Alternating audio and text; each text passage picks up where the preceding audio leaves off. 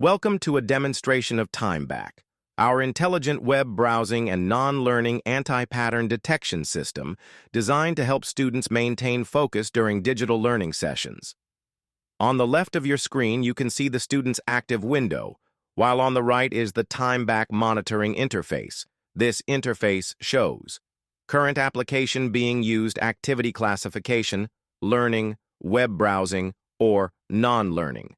Time tracking for each category, a detailed activity log with evidence of classifications. It works by analyzing screen content, recognizing domains, and using advanced LLM to determine if activities are educational or distracting. Here we see a student has begun a learning session on Math Academy, working on a math problem. The TimeBack system has correctly identified this as a learning activity. Notice on the right panel, the application is properly identified as Math Academy. The activity is classified as learning with high confidence. Now the student has switched to Spotify, playing music instead of focusing on their assignment.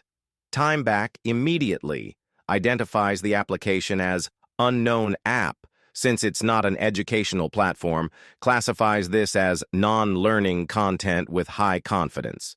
Then the student has now moved to YouTube.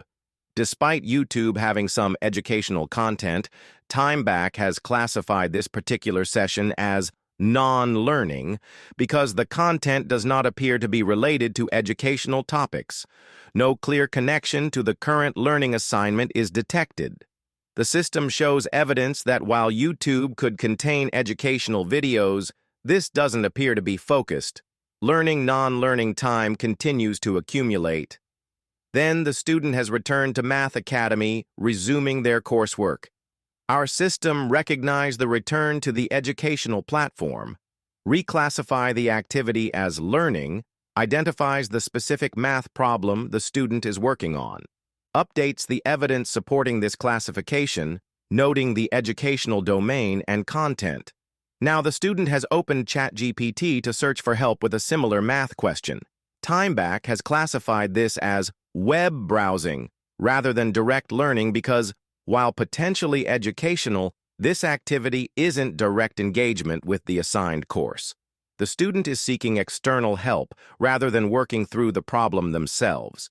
The evidence shows that while this content is related to learning, it's not the primary course material. Time is now tracked under web browsing to distinguish it from focused learning.